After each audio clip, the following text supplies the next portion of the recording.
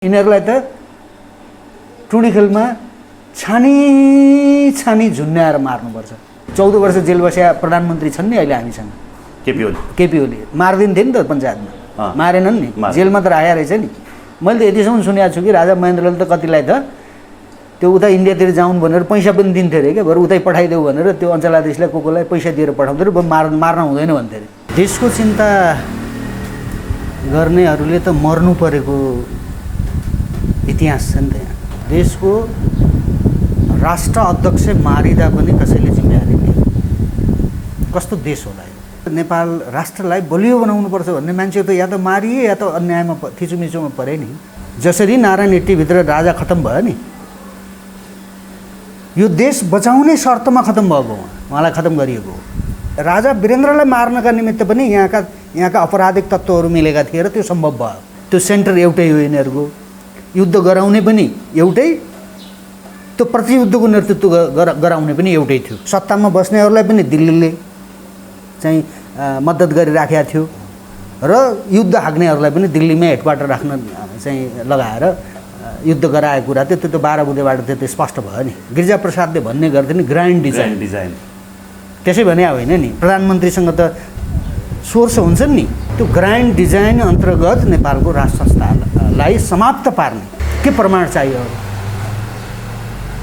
राष्ट्र अध्यक्ष मारिदा पनि प्रमाण पुगेन भन्ने, प्रमाण छैन भन्ने, जिम्मेवारी लिन नपर्ने, अनुसन्धान नगर्ने।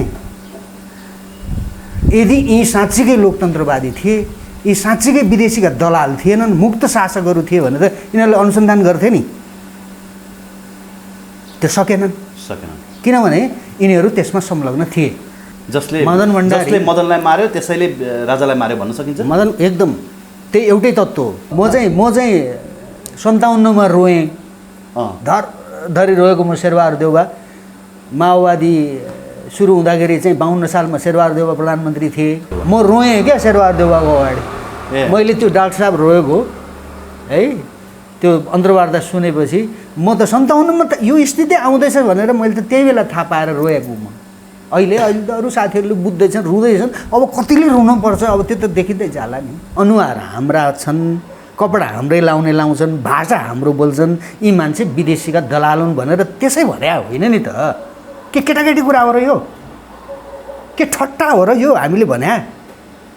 घटनाक्रमलाई हेर्नुहोस् न। एमसिसी अध्यादेश मार्फत ओली सरकारले पास गर्दैछ हेर्नु। कि त मर्नु पर्यो कि त रुनु पर्यो है, कि त हामीले आत्मदाह गर्नु पर्यो। हाँस्य पात्र जस्तो भयो कि यसले अरू केही पनि जानेको छैन, यही गाली गर्न जानेको छ, विरोध गर्न जानेको छ भने जस्तो गरिकन सुनिदिने भयो क्या दुनियाँले मजाकमा लिने भयो क्या। 46मा आएको प्रजातन्त्रपछि 52 सालमा 6 वर्ष हिसाब गर्नुहोस् त। 6 वर्षमा जनताले बस्ती छोड्नु पर्यो।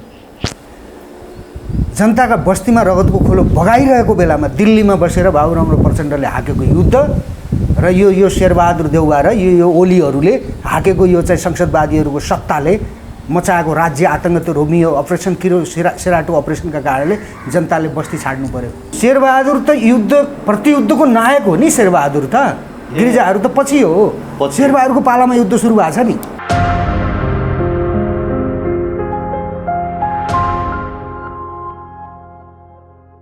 राष्ट्रिय शक्ति नेपालका प्रवक्ता अनिल योगीजी हुनुहुन्छ। अनिल सर, स्वागत छ यहाँलाई। धन्यवाद, नमस्कार। आराम हुनुहुन्छ अनिल? ठिकै छु।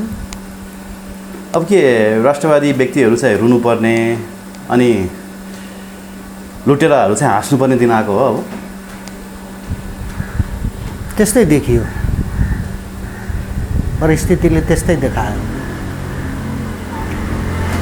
देशको चिन्ता गर्नेहरूले त मर्नु परेको इतिहास छ नि त। यहाँ है बलभद्रहरू भन्नुहोस्, चाहे भीमसेन थापाहरू भन्नुहोस्, मारिनु परेको या त अपमान र तिरस्कारका घुटका पिउनु परेको।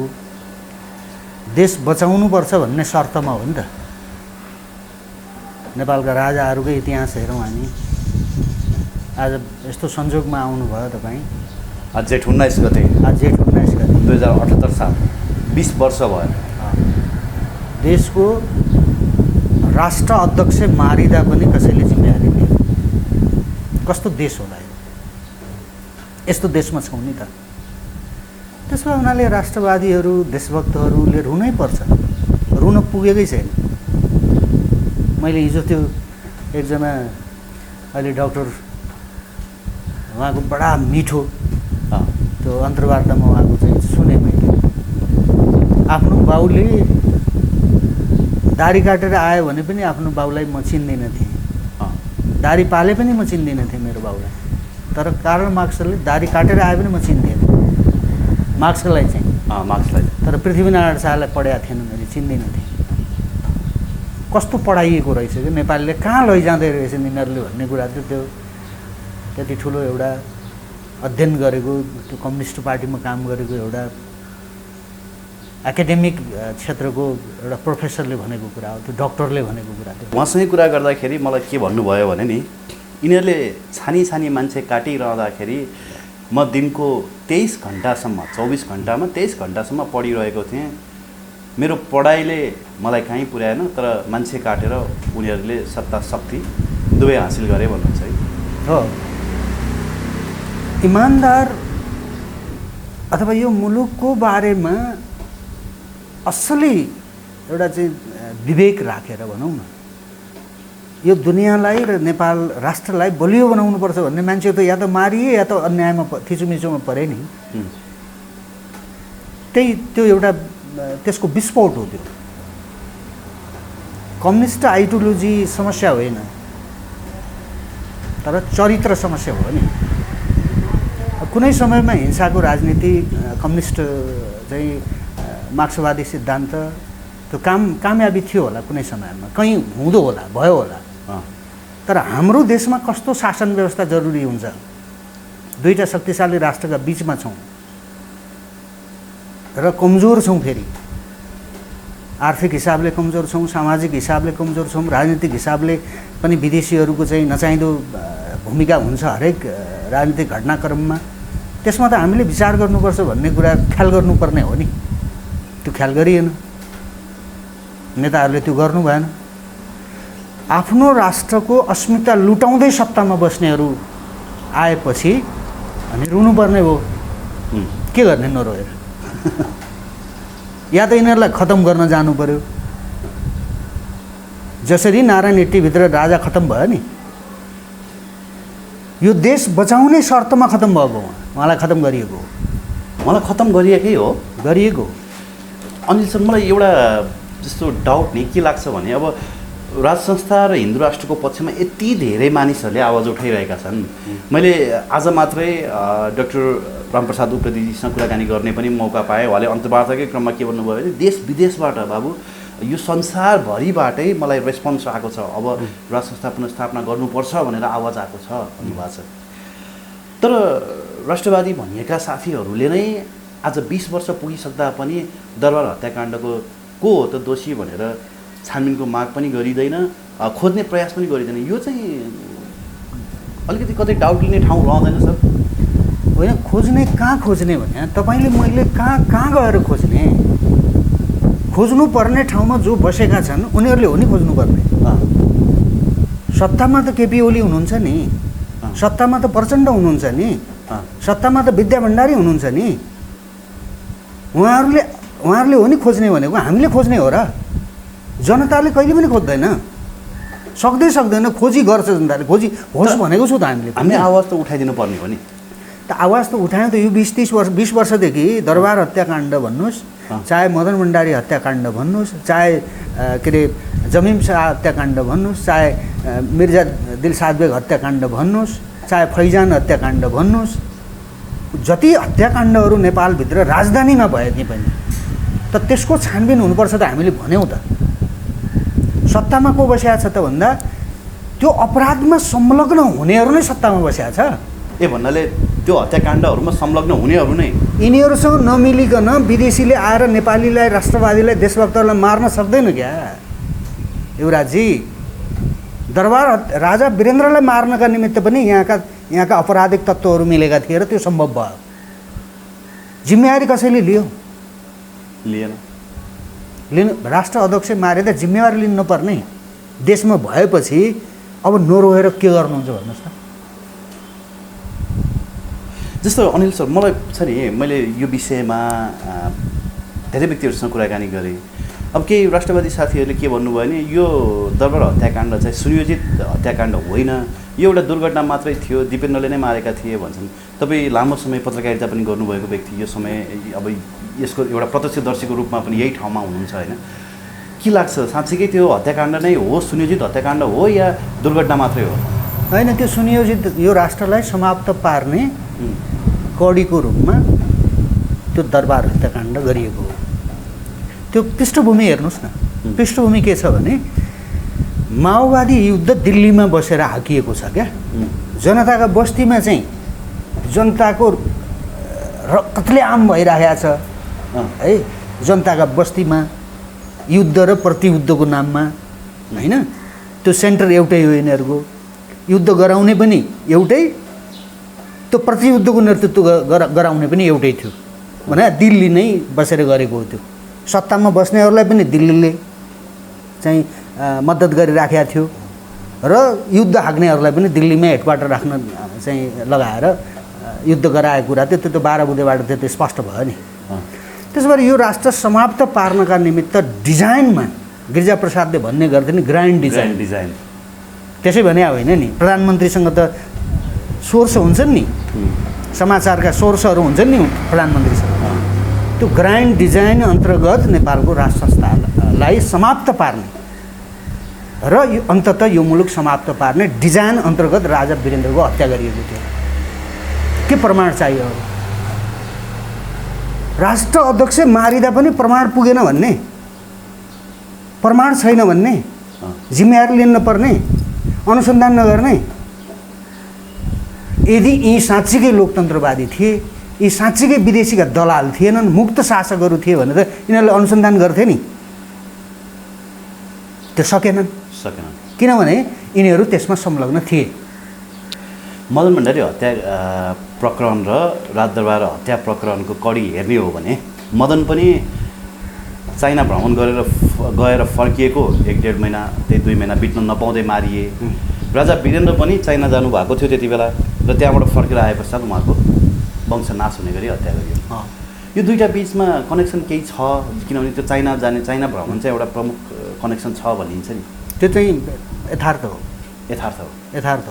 जसले मदनलाई मार्यो त्यसैले राजालाई मार्यो भन्न सकिन्छ? मदन एकदम त्यही एउटै तत्त्व हो जो त्यो हिजो डक्टरले भन्नुभयो नि।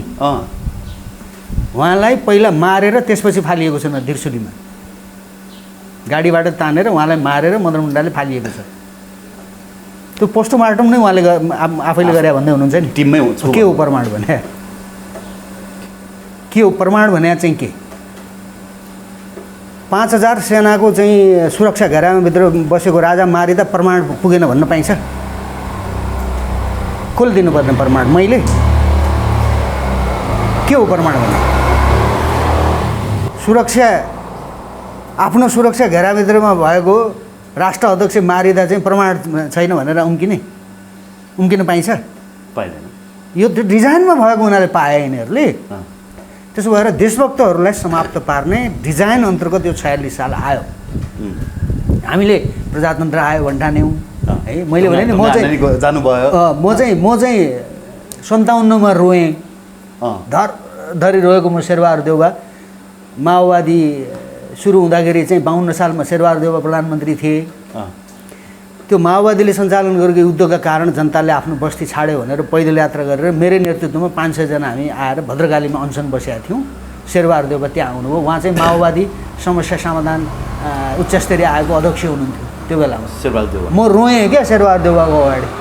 मैले त्यो डाक्टर साहब रोएको है त्यो अन्तर्वार्ता सुनेपछि म त 57मा त यो स्थिति आउँदैछ भनेर मैले त त्यही बेला थाहा पाएर रोएको। अहिले त अरू साथीहरूले बुझ्दैछन्, रुँदैछन्। अब कतिले रुनुपर्छ? अब त्यो त देखिँदै जाला नि। अब नेपाली जनताहरूको पनि रुने दिन आयो। रोइरहेका छन् नि, मृत्युशय्यामा छन्, मजाक गरिरहेका छन् नेताहरू। यो सामान्य विडम्बना हो। यो देश मृत्युशय्यामा छ। उज्जवल थापाहरू जस्ता नेताहरूले ज्यान गुमाउनु कसरी मरिराखेका छन् है? आतङ्क नेताहरू। यसले राज्य आतङ्क हो। यो कस्तो राज्य आतङ्क भने कुनै पनि देशको नागरिकलाई औषधि उपचार एउटा माध्यम हो। अर्को महत्त्वपूर्ण माध्यम के हो त भन्दा काउन्सिलिङ हो। अप्ठ्यारो आयो भन्ने जनतालाई थाहा पायो अथवा शासकले थाहा पायो, त्यो राज्यका अरू अङ्गहरू अवयवहरूले पनि थाहा पाए, त त्यसलाई के गर्ने त भन्दा जनतालाई काउन्सिलिङ गर्ने। मरिन्न, बाँच्न सक्छौ है, त्यसको स्थिति विधि व्यवस्था हामी मिलाउँदैछ राज्यले भनेर बलियो शासकले त्यो अवधारणा अगाडि सार्यो र त्यसरी जनतालाई काउन्सिलिङ गर्यो भने जनता मर्दैन, बाँच्छ। यिनले त के गरे, आफै आतङ्क मचाए। राज्य आतङ्क भन्छु म यसलाई। अक्सिजन छैन, के अरे भेन्टिलेटर छैन, आइसियु छैन, केही पनि छैन। जनतालाई नागरिकता विधेयक ल्याइदिएको छ, अब नागरिकता अध्यादेश ल्याइदिएको छ, त्यही खाएर बाँच्छन्। जनता बचाउने केही पनि छैन। देश बेच्ने, यो देशलाई सिक्किम बनाउने, यो देशलाई फिजी बनाउने सबै कुरा छ यिनीहरूसँग। नागरिकता विधेयक आयो यही बेलामा। होइन, अहिले आइसियु, भेन्टिलेटर होइन, अक्सिजनको सिलिन्डर भन्दा चाहिँ इम्पोर्टेन्ट फेरि नागरिकता अध्यादेश रहेछ नि त। नागरिकता विधेयक ल्याएन है, जारी गरिन् राष्ट्रपतिले, गरिसके। त्यो नगरेसम्म त यिनलाई सत्तामा बस्न सकिन्न नि त युवराजी। त्यही भएर नेपालीलाई बुझ्न अनुरोध हो क्या, हाम्रो चाहिँ मैले 20 वर्षदेखि मैले अनुरोध गरेको के भने यी मान्छे हाम्रा होइनन्, अनुहार हाम्रा छन्, कपडा हाम्रै लाउँछन्, भाषा हाम्रो बोल्छन्, यी मान्छे विदेशीका दलाल हुन् भनेर त्यसै भने होइन नि त। के केटाकेटी कुरा हो र यो? के ठट्टा हो र यो हामीले भने? घटनाक्रमलाई हेर्नुहोस् न, एमसिसी अध्यादेश मार्फत ओली सरकारले पास गर्दैछ। हेर्नु, अध्यादेश मार्फत बजेट छुट्यायो नि, बजेट त अस्ति संसदबाट पास भएको छैन एमसिसी, यिनले कार्यान्वयन गरिसके, काम धमाधम चलिरहेछ, बजेट परिरहेछ। अब त्यो अध्यादेश मार्फत एमसिसी पास गरिदिन्छ, के गर्नुहुन्छ तपाईँ? ठुलो हेर्ने। अब डाक्टर साहब जस्तै हामी रुने, कि त मर्नु पर्यो कि त रुनु पर्यो है, कि त हामीले आत्मदाह गर्नु पर्यो। मलाई बोल्ने पटक्कै पनि मन थिएन क्या, यो अन्तर्वार्ता दिने यो मलाई पटक्कै पनि, मलाई यो रहर मरिसक्यो मेरो। जति बोले पनि केही पनि हुँदैन, केही पनि हुँदैन। नागरिकहरू तपाईँ बुझेका छन् नि सर, आजको दिनमा अनिल सर, थुप्रै व्यक्तिहरूले पोजिटिभ भाइब्स क्रिएट गरेका छन् नि। हामीले राष्ट्रको लागि केही दिनुपर्ने रहेछ, हामीले पनि केही गर्नुपर्ने रहेछ भनेर। आज हिजो तपाईँहरू एक्लै हुनुहुन्थ्यो, आज डाक्टर रामप्रसाद उप्रेती जस्ता मान्छेहरू पनि आइरहेका छन्, उनीहरू पनि रोइरहेका छन्, बोलिरहेका छन् नि। यसले एउटा वेम त क्रिएट गर्ला नि त कालान्तरमा। अरे त्यो हिसाबले हेर्दा युवराजी ठिकै हो तपाईँले भनेको पनि। अब बोल्न सक्नेहरूले, भाँती पुगाएर बोल्नेहरूले बोल्नै पर्छ है। तर मलाई भित्रैदेखि एउटा कुण्ठा जागेको क्या, कति बोल्ने क्या, त्यो हाँस्य पात्र जस्तो भयो कि यसले अरू केही पनि जानेको छैन, यही गाली गर्न जानेको छ, विरोध गर्न जानेको छ भने जस्तो गरिकन सुनिदिने भयो क्या दुनियाँले मजाकमा लिने भयो क्या। मैले आज हो भनेको 104 वर्ष राणा शासन चल्यो, जनताले बस्ती छोड्नु परेन। 30 वर्ष निरङ्कुश पञ्चायती व्यवस्था चल्यो, जनताले बस्ती छोड्नु परेन। 46 मा आएको प्रजातन्त्रपछि 52 सालमा 6 वर्ष हिसाब गर्नुहोस् त, 6 वर्षमा जनताले बस्ती छोड्नु पर्यो। जनताका बस्तीमा रगतको खोलो बगाइरहेको बेलामा दिल्लीमा बसेर बाबुराम र प्रचण्डले हाकेको युद्ध र यो शेरबहादुर देउवा र यो ओलीहरूले हाकेको यो चाहिँ संसदवादीहरूको सत्ताले मचाएको राज्य आतङ्क, त्यो रोमियो अपरेसन, किरो सेराटो अपरेसनका कारणले जनताले बस्ती छाड्नु पर्यो। के व्यवस्था चलाएको भनेर शेरबहादुर पनि त्यसमा दोषी छन्। शेरबहादुर त प्रतियुद्धको नायक हो नि। शेरबहादुर त, गिरिजाहरू त पछि हो। शेरबहादुरको पालामा युद्ध सुरु भएको छ नि। शेरबहादुरको गाडीमा बम हान्यो भनेर होइन, शेरबहादुर देउवा प्रधानमन्त्री हुँदा बाबुराम भट्टराईले त 40 सूत्रीय माग त शेरबहादुरलाई दिएको हो नि। 57 मा गिरिजाप्रसाद कोइराला प्रधानमन्त्री थिए। शेरबहादुर देउवा माओवादी समस्या समाधान गर्ने उच्च स्तरीय आयोगको अध्यक्ष थिए। शेरबहादुर देउवा त्यसो भए उनीहरूले यिनीहरूले मुलुकप्रति ठुलो घात गरेका छन्। हेर्नुहोस्, यिनीहरूलाई साँच्चीकै यो देशको माया हुनेहरू, यो देशलाई हाम्रा पुर्खाहरूले कठोर, तपाईँको त्याग र तपस्या सङ्घर्ष गरेर बलिदान गरेर आर्जन गरेको हो भन्ने कुरा अध्ययन गरेका मान्छेहरूले बुझ्ने हो भने यिनीहरूलाई त टुँडी खेलमा छानी छानी झुन्ड्याएर मार्नुपर्छ। योभन्दा अति होला है, कस्तो बोल्यो अनिले उसले भन्लान् होइन। यिनले त यतिसम्म गरे राजाहरूले प्रजातन्त्रको सङ्घर्षमा चाहिँ लागेका नेताहरूलाई राजाहरूले समेत चाहिँ मारेनन् बरु है, कतिलाई थुनेर राखे। 14 वर्ष जेल बस्या प्रधानमन्त्री छन् नि अहिले हामीसँग, केपी ओली मारिदिन्थे नि त पञ्चायतमा, मारेनन् नि, जेलमा त राखेको रहेछ नि। मैले त यतिसम्म सुनेको छु कि राजा महेन्द्रले त कतिलाई त त्यो उता इन्डियातिर जाउन् भनेर पैसा पनि दिन्थे अरे क्या, बरु उतै पठाइदेऊ भनेर त्यो अञ्चलाधीशलाई कोलाई पैसा दिएर पठाउँथ्यो अरे, मार्न हुँदैन भन्थे अरे। माओवादी युद्धको बेलामा संसदवादीहरूले कति माओवादीलाई जेलभित्र मारे थाहा छ तपाईँलाई? बेपत्ता आयो खै अहिले। यी त यस्ता अपराधी हुन् नि, यिनीहरूलाई त झुन्ड्याउनु पर्ने हो नि। अब यिनले हामीलाई झुन्ड्याइरहेको छन् अहिले, देख्नुभयो अब झुन्डेकै छौँ हामी झुन्डिएका छौँ नि त। त्यो डाक्टरले किन रोगो झुन्डिनु सो सर त हो नि, म किन गराउँदैछु, झुन्डिएको त हो नि। यहाँले मसँगकै अन्तर्वार्तामा धेरै पटक पृथ्वीनारायण शाहलाई हामीले बुझ्यौँ भने हामीले राष्ट्र बुझ्छौँ, राष्ट्र पृथ्वीनारायण शाहकै यदि दिव्य उपदेश हामीले फलो गर्ने हो भने हाम्रा परराष्ट्र नीति, हाम्रा राजनीति सबै त्यसमै निहित छन्, निहित हुन सक्छन् भन्नुभएको थियो। आज आएर ती डाक्टर रामप्रसाद उप्रेतीले पनि त्यही कुरा बुझ्नुभएछ है। मैले सुने उहाँको, म सेल्युट गर्छु। ढिलो भए पनि बुझ्नुभयो उहाँ। अब हामीले कराउँदा त हामी राजावादी भइसकेका थियौँ, यहाँ त राष्ट्रवादी हुनै पाइँदैन नि त। नक्कली राष्ट्रवादी चाहिँ हुन पाइन्छ। प्रचण्ड र बाबुरामको राष्ट्रवादको पर्दा खुल्यो नि, ओलीको पनि पर्दा खुल्यो नि नागरिकता विधेयक ल्याएपछि। चुच्चे नक्सा के नाकाबन्दीमा यो त योजनाबद्ध ढङ्गले उभ्याइएको थियो नि उसलाई। नागरिकताले चाहिँ उदाङ्गो बनाइदिया हो केपी ओलीको राष्ट्रवाद। के बाँकी रह्यो भने नाङ्गै छन् नि, नाङ्गै छ, के बाँकी छ। आज जनता अस्पतालमा मृत्युशय्यामा चाहिँ बसेका बेलामा नागरिकता बाँड्नुपर्ने हतार कसरी भयो विद्या भण्डारी ल्याएर ओलीलाई? कसले भन्यो त्यो? के आपत्ति छ त्यस्तो? को नागरिकता मलाई चाहियो भनेर को लड्दैछ जमिनमा भन्नुहोस् त? मलाई चाहियो भनेर को लड्दैछ? कहीँ देखिँदैन त अहिले त। महन्त ठाकुर र राजेन्द्र महतो बाहेक त ती त बिचरा पछि आइबसेकाहरू हुन्, उनीहरूलाई त उतैकोले एजेन्डा उठाउन लगाएको छ। जनताको मुक्तिको लागि सङ्घर्ष गरेको भन्ने बाबुराम र प्रचण्डले त तपाईँको 12 बुधेपछि आएर 40 लाख चाहिँ नागरिकता बाँडे। अनि महन्त ठाकुरले राजेन्द्र महतोले कुरा उठायो के अनौठो भएर?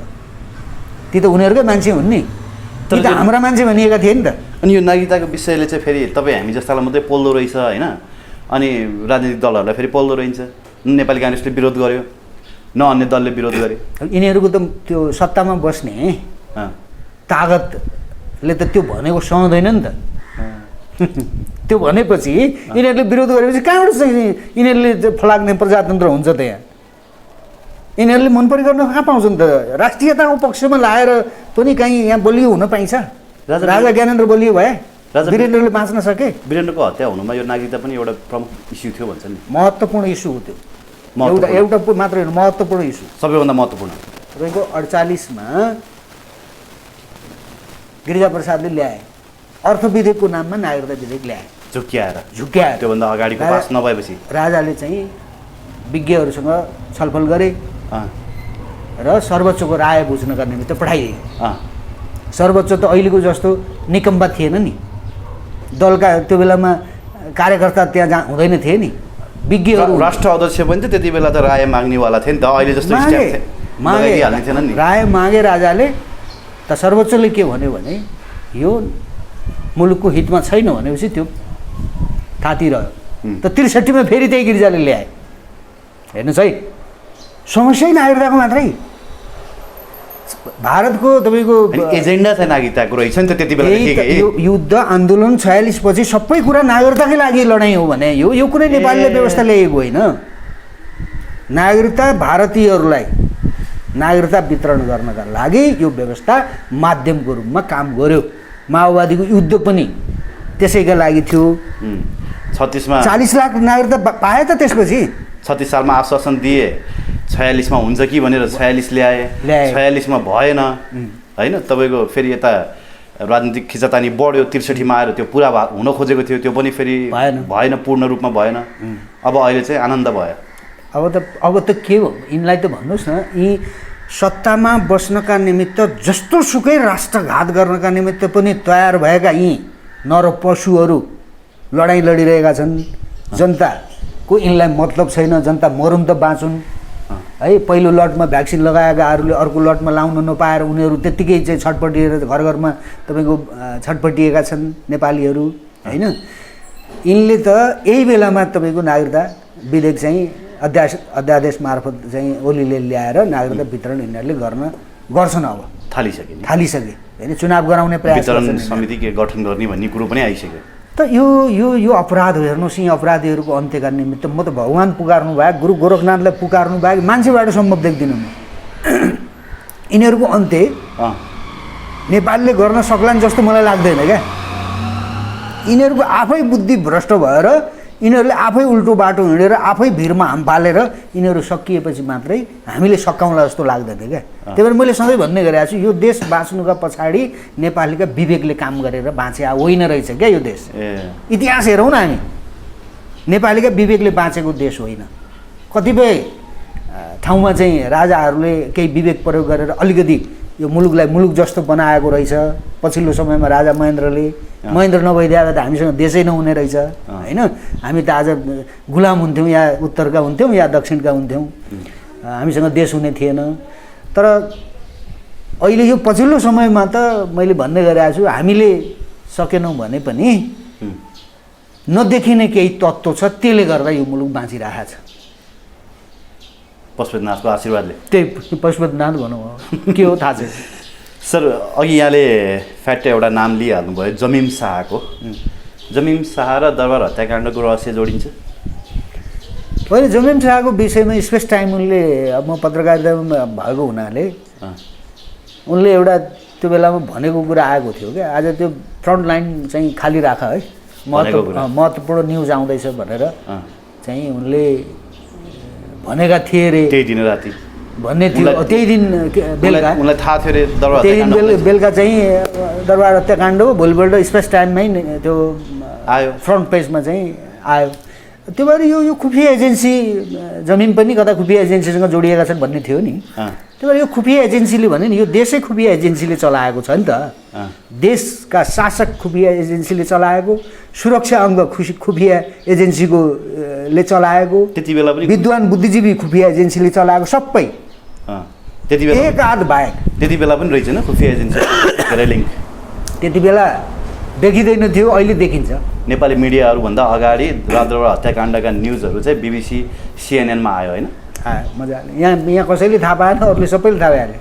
विदेशमा बस्ने थाहा पाइसकेको थियो भनेपछि कसले गरे रहेछ त त्यो दरबार हत्याकाण्ड, त्यहीँबाटै थाहा हुन्छ नि। त्यसरी यो अपराधमा जो मुछिएका छन्, बलियो मान्छे कोही आयो भने त्यसको शाखा सन्तानलाई पनि सुख दिनेवाला छैन। फेरि सधैँ चाहिँ अपराधीको राज चाहिँ कायम हुँदैन होला भन्ने लाग्छ मलाई चाहिँ है। साँच्चीकै बहादुर आयो भने नेपालीले, जस्तै यो रामप्रसादजी जस्ता डाक्टर साहबहरू आइरहेका छन् नि, साँच्चीकै जनविद्रोह चाहिँ हामीले चाहिँ राष्ट्रवादीहरूले, देशभक्तहरूले साँच्चीकै हामीले चाहिँ त्यो कस्तुरीले चाहिँ बिना आफ्नो चाहिँ नाभिमा भएको बिना अन्त सुँग्या जस्तो सुँग्न गएको हुनाले हामी बिग्रिया हो। नसुँगिकन हामीले चाहिँ आफूसँगै भएको तागतलाई हामीले चाहिँ आत्मसात गरेर अगाडि जाने हो भने त हिसाब किताब त हुन्छ नि त कुनै दिन। यिनीहरूसँग त गरिन्छ नि हिसाब किताब। आशा गरौँ। मुलुकप्रति अन्याय भयो, नेपाली जनताप्रति अन्याय भयो।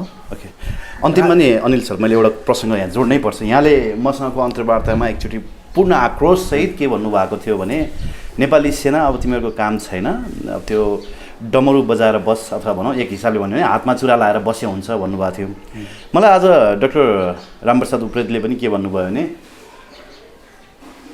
राष्ट्र बेचिँदा, राष्ट्र लुटिँदा, राष्ट्र सङ्कटमा पर्दा पनि नेपाली सेना चुक्क बोल्दैन भने यो नेपाली सेना होइन ढुङ्गो हो, यसलाई हामीले ढुङ्गै माने हुन्छ, उस्तै पऱ्यो बरु कोल्याप्सै गर्दै हुन्छ पो भन्नुभयो। त्यो त भन्ने भयो नि त, दायित्व हुन्छ नि।